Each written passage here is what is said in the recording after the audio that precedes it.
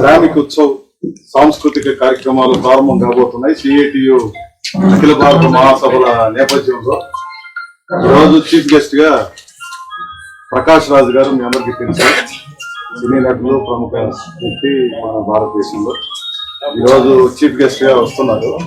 ఈ సందర్భంగా ప్రెస్ వాళ్ళతో కలిసి కాసేపు మాట్లాడడానికి ఈ కార్యక్రమాన్ని అరేంజ్ చేశాం. అదే మాదిరి కర్నూలు మాజీ ఎమ్మెల్యే, సిఐటియు అఖిల భారత నాయకులు గఫూర్ గారు వేదిక మీద ఉన్నారు.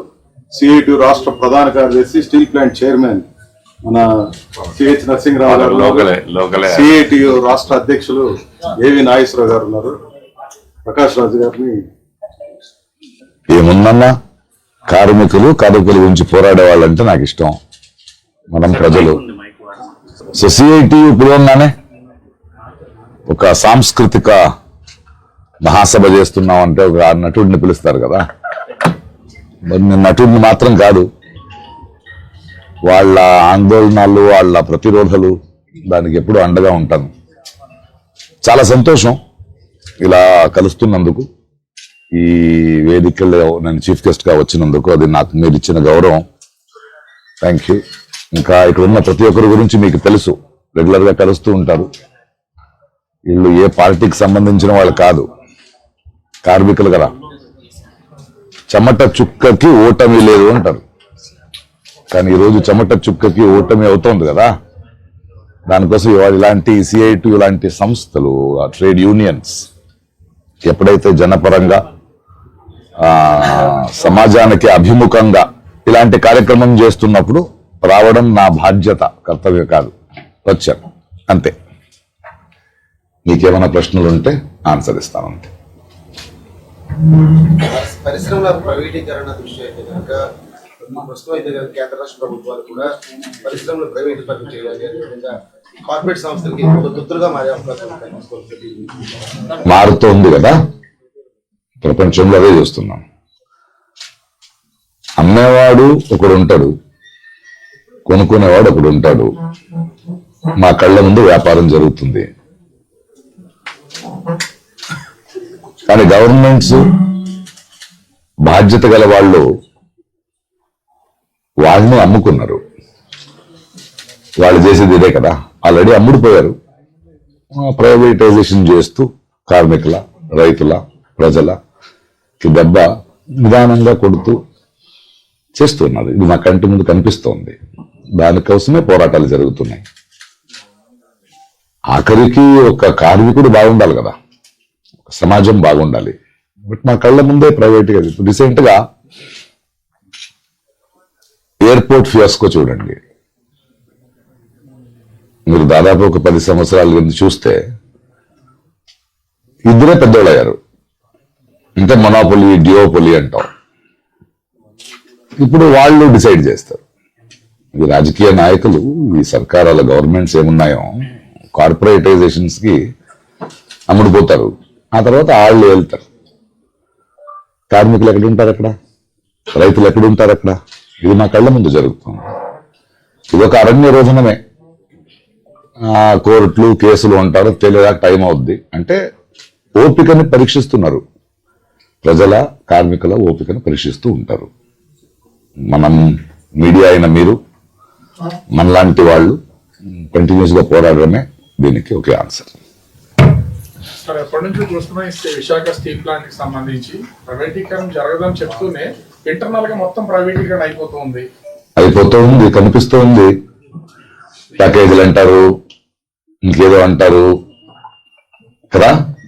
అది కళ్ళ ముందే కనిపిస్తుంది. అంటే అదే అది మనం చూస్తూ ఉన్నాం, ఎన్ని రోజులు చూస్తూ ఉంటాం కదా. నిరంతరమైన పోరాటమే, ప్రశ్నించడమే దీనికి ఒకే దారి. ఎందుకంటే ఇవాళ ఇన్స్టిట్యూషన్స్ వాళ్ళ చేతుల్లో ఉన్నాయి, కోర్టులు వాళ్ళ చేతుల్లో ఉన్నాయి, పోలీసు వాళ్ళ చేతుల్లో ఉన్నాయి. ఈ దేశంలో రాజకారణం ఎవరు చేయాలి? ప్రజలు చేయాలి. గెలిచిన వాళ్ళు పని చేయాలి. వాళ్ళు మార్చారు, వాళ్ళు రాజకీయం చేస్తున్నారు, మేము పనులు చేస్తున్నాం. ఇది మారేదాకా, ఇది అర్థమయ్యేదాకా ఈ పోరాటం సాగుతుంది. స్టేట్ అయినా సెంట్రల్ అయినా ప్రశ్నిస్తున్న వాళ్ళని వెంటనే అరెస్ట్ చేస్తున్నారు, కేసులు పెడుతున్నారు, భయపెడుతున్నారు. దీని మీద ఏంటి సార్? వాళ్ళకి దారి లేదు కదా. వాళ్ళకి ప్రశ్నించే గొంతులు వద్దాళ్ళకి. ప్రశ్నించే గొంతులు వద్దు. ఎవడు ప్రశ్నించినా అది అదే సర్వాధికారం, వేరే వేరే రూపంలో ఉంటుంది. స్టేట్ అయినా సెంటర్ అయినా, అప్పుడు సెంటర్ స్టేట్ వేరువేరుగా ఉండేది. ఇప్పుడు స్టేట్లు కూడా కుమ్మకైపోతే, అందుకే అమ్ముడు పోయిన వాళ్ళ గురించి మాట్లాడాను నేను. As simple as that. Sir 17 medical కాలేజీలు ప్రైవేట్ పరం చేస్తున్నారు సార్. అది ప్రభుత్వ రంగంలో ఉంటే మంచిదా, ప్రైవేట్ వ్యక్తులకి ఇస్తే మంచిదా మెడికల్ కాలేజ్? మీరు ఆలోచించండి సార్, ప్రైవేటైజేషన్స్ వల్ల మనం ఎలా కష్టపడుతున్నామని. కొందరికే డబ్బులు వెళ్ళిపోవడం, కొందరే ఏలడం, కొందరే డిసైడ్ చేయడం ఒక సామాన్య ప్రజకి ఎలా హెల్ప్ అవుద్ది? సర్వీస్ సెక్టర్స్ జనాలకు ఉపయోగపడాలి కదా. అది వ్యాపారీకరణం అయిపోతే, కొందరి మధ్య కేంద్రీకృత అయిపోతే, you are giving power to them. ఆ ఒక గన్ను తన పాటు తను ఉంటుంది, చేతికి తీసుకుంటే మీలో ఉన్న మృగమే దానికి వస్తుంది కదా. సో మీరు ఎవరిని స్ట్రాంగ్ చేస్తున్నారు, ఎక్కడ ఎవరిని బలపరుస్తున్నారు దాని మీద ఆధారపడి ఉంటుంది. అది బలపరించడం అనేది మన ఇతిహాసంలో ప్రజలకు ఏదైనా మంచిది జరిగిందా దానివల్ల, ఇది మనం ఆలోచించాలి. సార్ ఇటీవల చూసుకుంటే రాజేపేట సమస్య పైన పోరాటం చేసినటువంటి అప్పలరాజు అనే వ్యక్తి పైన 11 కేసులు పెట్టి పీడీ యాక్ట్ పెట్టారు. దీన్ని ఎట్లా చూసుకోవచ్చు సార్? ఉమర్ ఖాళీ 5 సంవత్సరాల నుంచి ఉన్నాడు. స్టాండ్ స్వామికి ఒక స్ట్రా ఇవ్వలేదు. ఏముంది వాళ్ళ ఒక విచారణ కూడా, గౌరీ లంకేష్ ని చంపిన వాళ్ళు బెయిల్ మీద వెయిట్ వచ్చారు. ఉన్న రేప్ కేసులో ఉన్న వాళ్ళని ఇవాళ రిలీజ్ చేశారు. కనిపిస్తోంది కదా మనకి what they are trying to do. అందుకే వాళ్ళ ఇంతకు ముందు సర్కారుల గవర్నమెంట్స్ పోలీస్ డిపార్ట్మెంట్ చేతిలో పెట్టుకునేది. సో పోలీసులు అంటే భారతదేశ ప్రజలు వెళ్ళడానికి భయపడేవాడు. ఇంటికి పోలీసు వచ్చాడంట, ఏమైందో, పోలీస్ స్టేషన్ ఏంటో అని. అప్పుడు ఒక మాట అనేవాళ్ళం మనం, కోర్టు ఉంది చూసుకుంటామని. కోర్టు ఉందని చూసుకుంటే ఒక నమ్మకం ఉండేది. ఇప్పుడు కోర్టు కూడా లేదు కదా చేతుల్లో, అంతే కదా. సో ఇది ఎన్ని రోజులు జరుగుతాయి, ఎన్ని రోజులు మనం సైలెంట్ గా ఉంటాం. ఆఖరికి దెబ్బ మనకి, ప్రజలకి. ఎవరు మెజారిటీ, ఎవరు పర్మనెంట్, 5 సంవత్సరాలకు ఒకసారి వచ్చి వెళ్ళేవాళ్ళ కదా. సెంట్రల్ లో మోడీ అవలంబిస్తున్న విధానాలు అసలు ఎవరి కోసం అనుకోవాలి? మీరే అన్నారు ఆ ఇద్దరు అని, ఇద్దరి కోసం నడుస్తుందా, ప్రజలకు మేలు చేయడం కోసమా? ఇప్పుడు ప్రాబ్లం ఏంటంటే మీకు తెలిసిన ఆన్సర్ నన్ను నా దగ్గర నుంచి ఎక్స్పెక్ట్ చేస్తుంటాను. అందరికీ అన్నీ తెలుసు, మహాత్ముడి గురించి అందరికీ అన్నీ తెలుసు, అంతే కదా. సార్ ఇండిపెండెంట్ మీడియా, అది మెయిన్ స్ట్రీమ్ మీడియా, ఈ రెండింటి ప్రభుత్వాలు ప్రశ్నించడంలో ఏ స్థాయిలో ఉందని మీరు అనిపిస్తుంది? మెజారిటీ అమ్ముకున్నారు కదా మీడియా కూడా, సిగ్గులేక. ఎంత పెద్ద పాపం చేస్తున్నారు, ఎవరి కోసం మాట్లాడు. ఇవాళ హెడ్లైన్స్ ఎవరిది వస్తుంది, ఏమొస్తుంది? హిందూ ముస్లిం వస్తుంది, మతీయవాదం వస్తుంది. మంచిది గొంతు లెత్తే ధ్వనులు మీడియాలో వస్తారా? కళ్ళ ముందే కదా. అట్లీస్ట్ కొంచెం ఇండిపెండెంట్ మీడియాలో అయినా కొంచెం మాట్లాడుతున్నాయి. దాని మీద కూడా కదా కేసులు జరుగుతున్నాయి కదా. బట్ ఒకటి, సత్యాన్ని ఎవరు ఆపలేరు. అది నిరంతరంగా పోరాడటం ఒకటే మనకు తెలుసు. మనం బ్రతుకున్న కాలంలోనే విజయం జపించాలి, మంచిదవుతున్న అవసరం లేదు. మా ముందు ఎంతమంది పోరాడితే మాకు ఈ గొంతు వచ్చింది. వాళ్ళ త్యాగం ముందు మన త్యాగం ఎంత? కొంచెమైనా ప్రజలు, మీడియా, మీ మధ్యలో మీకే తెలుసు. మీ ఓనర్స్ ఎవరు పంపించేటప్పుడు పంపిస్తారు కదా, ఎలాంటి ప్రశ్న ప్రకాష్ రాజు గారు వచ్చారు కొంచెం ఇరికించండి అని. మీరేం చేస్తారు? జీవనోపాయం సార్, మీరంటే చాలా ఇష్టం, బట్ ఆ ప్రశ్న నేను అడగాలి కదా అని ఉంటాం. మరి నేను చెప్పిందంతా ఎక్కడ ప్రింట్ అవుద్ది? స్పెల్లింగ్ మిస్టేక్ తో మీరే ప్రింట్ చేస్తారు కదా. ఇవన్నీ జరుగుతున్నాయి, జనాలకి అర్థమవుతుంది. అది నిరంతరంగా మనం ప్రశ్నించడం వల్ల, భయపడకుండా ఉండడం వల్ల, ఇలాంటి లీడర్స్ ఉండడం వల్ల, ఇలాంటి సిఐటియులు ఇలాంటి ఉండవు. రీసెంట్ గా బెంగళూరులో, కర్ణాటకలో కాంగ్రెస్ గవర్నమెంట్ 1700 acres ల్యాండ్ ని, ఒక వెరీ అగ్రికల్చరల్ ల్యాండ్ ని ఏదో కారిడార్ తీసుకోవాలంటే మనం పోరాటం చేసాం. అప్పుడు రైతు సంఘ వాళ్ళు, సిఐటి వాళ్ళు, వీళ్ళందరూ కలిస్తే గవర్నమెంట్ వెనక్కి తీసుకొని వదిలేసింది. అలాంటి పోరాటాలు మనకి చాలా స్ఫూర్తిని, చైతన్యాన్ని ఇస్తున్నాయి. అంటే ప్రశ్నించే గొంతులు ఒక్కసారి కలిస్తే పీపుల్ విల్ కమ్ అని. సార్ విశాఖ నగరంలో వేల కోట్ల రూపాయలు విలువ చేసే 99 పైసలకి కట్టబెట్టుకున్నారు సార్. మంచిదనం అంటారా సార్? మంచిది కాదు కదా, మీకు తెలుసు కదండి. ప్రకాష్ రాజు గారి నోటి నుంచే రావాలా అది? అంటే మీలాంటి వాళ్ళు చెప్తే కొంతమందికి వెళ్తుంది. చెప్పాను కదా, మీరు విన్నారు, నేను నవ్వాను, అందరికి తెలుసు అన్నాను. Sir, even the Indian film industry of late has been generating propaganda films like Kashmir Files, Kerala Story. దాన్ని ఫైల్స్ అంటాను నేను, ఫైల్స్ అన్నాను. Yeah, Kashmir Files, Kerala Story, and now the Durandar. So, what do you think about this kind of propaganda? Think ఏంటంటే, మేము media అమ్ముకున్నట్టే cinema ఇండస్ట్రీలో కూడా అందరూ అమ్ముకున్నారు. అండ్ చాలా సినిమా దాని మాధ్యమం నుంచి అయ్యే ప్రేరణ ఆర్ ఇన్ఫ్లుయెన్స్ ఈ రాజకీయ పార్టీకి బాగా తెలుసు. So they invest lot of money in to it. దీన్ని చాలా 4 సంవత్సరాల ముందే చెప్పారు. Lot of crores of rupees invest చేస్తున్నారు. కేరళ ఫైల్స్ అంటారు, ఇంకా దానికి మన మహాప్రభు ప్రధానమంత్రి లేదు, దానికి ఈవెంట్ మేనేజ్మెంట్ కింద దానికి ఇది కూడా చేస్తారు కదా ఆయన. కేరళ ఫైల్స్ చూడండి అంటారు. ఆయనకి cinema There is some very specific campaigning. Campaigning ఉంది కదా, అందులో చెప్తారు కదా. ఇప్పుడు హిందూ ముస్లిం అదే కావాల్సింది దానికి. మీకు చాలా ఒక మనిషికి సహజంగా ఒకటి ఉంటుందండి, జెనోఫోబియా అని.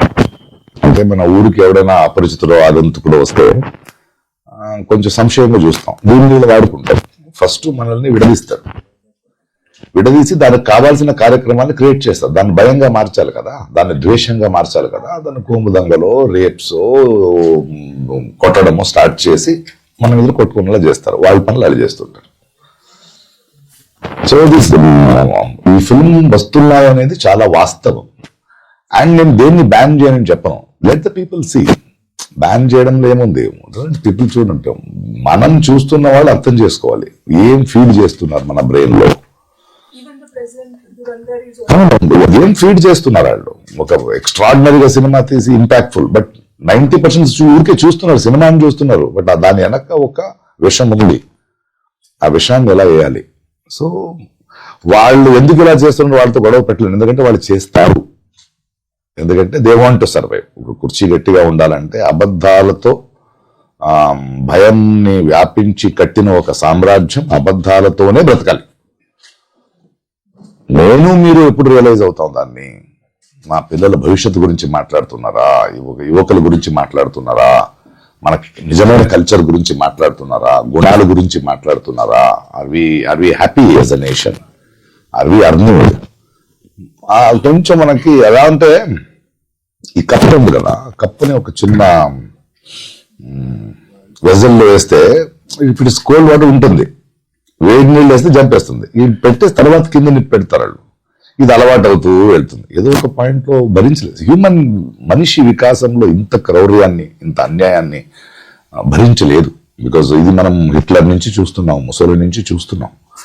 అక్కడి నుంచి ఇతిహాసం నుంచి మనం పాఠం నేర్చుకోవాలి తప్పితే ఇంకేముంది. అండ్ ఎప్పుడు దాకా ప్రజలకి ఇది నా దేశం, రాజకీయం చేయాల్సింది నేను, వాళ్ళ కాదు, వాళ్ళు మాకు భిక్ష చేయట్లేదు అని మనకి అర్థమవ్వదో అప్పుడు దాకా ఇలా ఉండి జరుగుతుంది.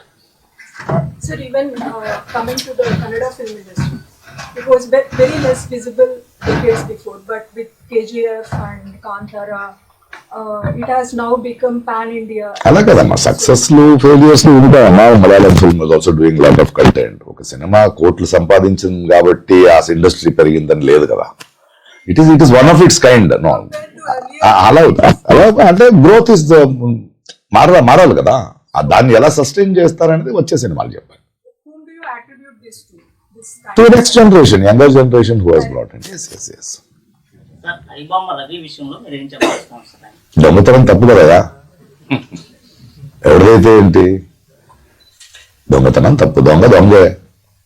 ఇటీవల కాలంలో చూసుకుంటే కొత్త సినిమాలకు ధరల్ని కూడా పెంచుతున్నారు, ధరల భారం పెరుగుతుందని చెప్పి చూడకండి సినిమాలు చెప్తున్నారు. సినిమాలు చూడకండి. అలా కాదు ఎవడు వ్యాపారం వాడిది. ఓకే, ఇప్పుడు దొంగతనం చేస్తున్నా అంటే ఆడు హీరోలు అవుతాడండి. అవును, ఒక పెద్ద దొంగే మహాప్రభు అయ్యాడు ఈ దేశానికి. అలానే అందరూ దొంగలు ఇంకేమవ్వాలి ఈ దేశం. సార్, శివాజీ, మన సినీ నటుడు శివాజీ చేసిన వ్యాఖ్యలపై మీ సమర్థిస్తున్నారా లేకపోతే వ్యతిరేక? సమర్థించడం ఏంటి అంత చెత్తగా మాట్లాడితే? ఒక భాష ఏంటి? ఆడవాళ్ళు అంటే ఏమనుకుంటున్నారు మీరు? మీలో ఉన్నదే బయట వస్తుంది. అదేంటా మాటలు, అదేంటా అహంకారం, అదేంటి ఆడవాళ్ళని ఈడుతారని? ఇవాళ ఆడవాళ్ళకి అన్యాయం ఎవరి నుంచి జరుగుతుంది? మగాళ్ళే కదా, తరతరాలుగా మనమే చేస్తున్నది కదా.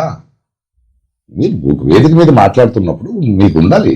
సరే ఆయన క్షమాపణ అడిగాడు, బట్ ఒక సంస్కారాలు బలిదారు కదా ఇప్పుడు ఆమెను ఆంటీ అన్నాడు అంటే వాళ్ళ భాష చూడండి. వాళ్ళకి ఆడవాళ్ళ బాడీ పార్ట్స్ తప్పితే తెలుగు రాదు వాళ్ళకి. వాళ్ళ బాడీ పార్ట్సే మాట్లాడతారు. వాళ్ళు ఎంత సంస్కారాలు అనుకుని మాట్లాడుతున్నా అంత అసహ్యం అది. అనసూయ గారిని, అనసూయ లాంటి వాళ్ళని నేను సపోర్ట్ చేస్తాను. ఆడవాళ్ళని సపోర్ట్ చేయాల్సింది మా బాధ్యత, మా కర్తవ్యం అది. శివాజీ గారు కానీ ఎవరు కానీ ఒక వేదిక మీద మాట్లాడేటప్పుడు ఒళ్ళు దగ్గర పెట్టుకుని, నీకు ఒక వేదిక ఎందుకు ఇచ్చారు? మీకు భిన్నాభిప్రాయాలు ఉండొచ్చు. భిన్నాభిప్రాయాలు ఎలా చెప్పాలి? ఏ మాటలతో చెప్పాలి? భాష అది, తెలుగు భాష అది కాదు కదా. ఆయన ఇప్పుడు సారీ చెప్పాడు, బట్ మిగతా వాళ్ళు వదలరు. అది స్టార్ట్ అవుతుంది. ఇవన్నీ ట్వీట్ చేశాను అనసూయగా, నువ్వు స్ట్రాంగ్ గా ఉండు. ఆ సంస్కారాల అసహ్యం తెలుస్తుంది నాకు. నన్ను అదే తిడుతుంటారు. ప్రకాష్ రాజు గారు మీరు ఎందుకు మాట్లాడరు వాళ్ళు. అమ్మని లాగుతారు, చెల్లిని లాగుతారు, కూతురుని లాగుతారు, అంతే. వాళ్ళ బ్రెయిన్ ఎక్కడుందో అక్కడే మాట్లాడతారు వాళ్ళు. అది ఖచ్చితంగా శివాజీ గారు చెప్పింది తప్పు. ఒక సభ్య సమాజంలో వీ కెనాట్ ఎక్స్పెక్ట్ ఇట్. మీరెవరు చెప్పడానికి? మీ దృష్టి మార్చుకోండి. గిల్లేది ఎవరండి అమ్మాయిని? ఆడవాళ్ళ? మగాళ్ళే కదా. మరే నేను పోకిలా చెప్పాలా గిల్లితే గిల్లించుకోవాలని? కాదు కదా, అన్యాయం కదా, అది తప్పది. ఆరావళి పర్వతాల మీద పెద్ద పోరాటం జరిగింది, ప్రభుత్వానికి తగ్గింది. మెయిన్ స్ట్రీమ్ మీడియా కన్నా సోషల్ మీడియాలో వచ్చిన దాంట్లో తగ్గింది అనేది నిజం. సోషల్ మీడియాలో ప్రజలు నించున్నారు, లేకపోతే వాళ్ళు అలా చేస్తూనే ఉంటారు. ఎందుకంటే మేజర్ మీడియాలు అమ్ముకున్న తర్వాత ఇంకేం చేయాలి మనం? ఏం చేయాలి? They are so many youngsters, YouTubers నిజంగా ప్రామాణికంగా పనిచేస్తున్నారు. సోషల్ మీడియా వల్ల చెడు ఎంత జరిగిందో అంత మంచిది కూడా జరుగుతోంది. They are creating awareness among people. ఆ పోరాటం జరగకపోతే అంటే మళ్ళీ అలాంటి పోరాటాలు గెలిచేటప్పుడు పోరాటానికి ఒక చైతన్యం వస్తుంది కదా.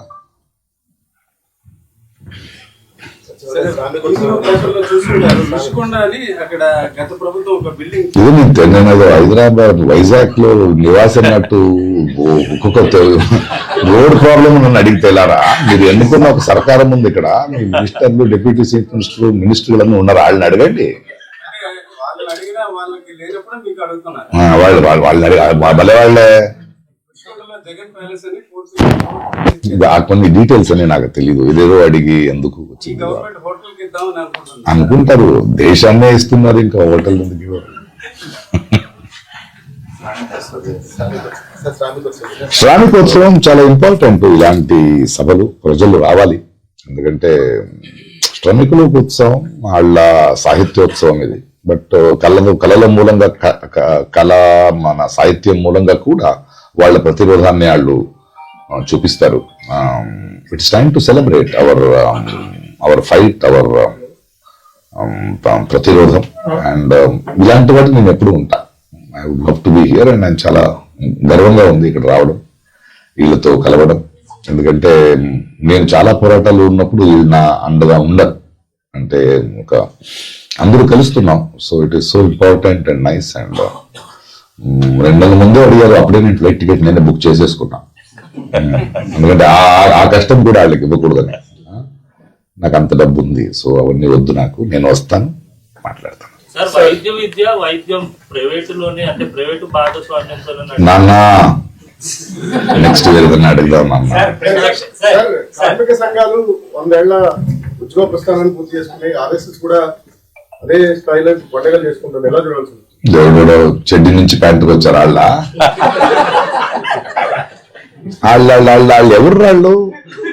నాకు చెప్పరా. వాళ్ళు ఈ దేశం స్వతంత్రానికి ఆ గ్రూప్ నుంచి 2 పేరు చెప్పమని చెప్పరా.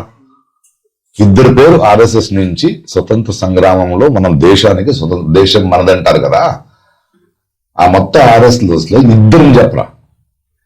2 ఒకరైనా చెప్పమని చెప్పు.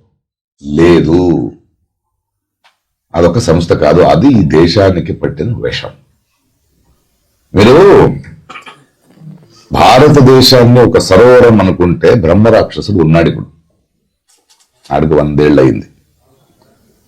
ఆ సరోవరం మీద ఒక కమలం ఇలా వికసించింది. మీరు ఆ పూత కొట్లాడుతున్నారు కాదు, మీరు కొట్లాడి దాని వేరుంది కదా ఆర్ఎస్ఎస్, దాన్ని కొట్లాడాలి. అది కమలము RSS. ఆ బీజేపీకి అమ్ముకున్న కొన్ని పక్షాలు ఉన్నాయి అక్కడ, అవి కూడా RSS. బ్రహ్మ రాక్షసులు కనిపించట్లేదు, ఇంకో రూపంలో వస్తున్నాడు. ఆ మూలం మీరు అర్థం చేసుకోవాలి. RSS అనేది వల్లభాయ్ పటేల్ గారు బ్యాన్ చేశారు. ఈ మహాప్రభు ఆయనదే ఒక 3,000 కోట్లతో ఒక తీసి సెల్ఫీ తీసుకుంటాడు. భగత్ సింగ్ ఉంటే తనేవాడు, మనవాడు అంటారు. So this is how they are doing. అదొక సంస్థ, అదొక ఇది అంటే పురుగులు ఏదో కర్ర పట్టుకుని తిరుగుతుంటారు. దీనికి AK-47 అంటారు. అది ఏ దేశం మీద వెళ్తారో, ఏం చేస్తారు, వాళ్ళ కవాయితులు చూడాలి. ఒక్క లేడీ మెంబర్ ఉన్నారు అదొక సంస్థ, అది ఆడవాళ్ళని గౌరవించే సంస్థ. ఒక్క లేడీ మెంబర్ లేదు, ఉన్నారా ఎవరన్నా? అదొక సంస్థ, దాని గురించి మనం మాట్లాడాలి. మనకి కొందరు పిల్లలు ఎంత పెరిగినా బుద్ధి రాదు చూడు, అలాగే 100 అయినా బుద్ధి రాలేదు అడిగి. ఇంకా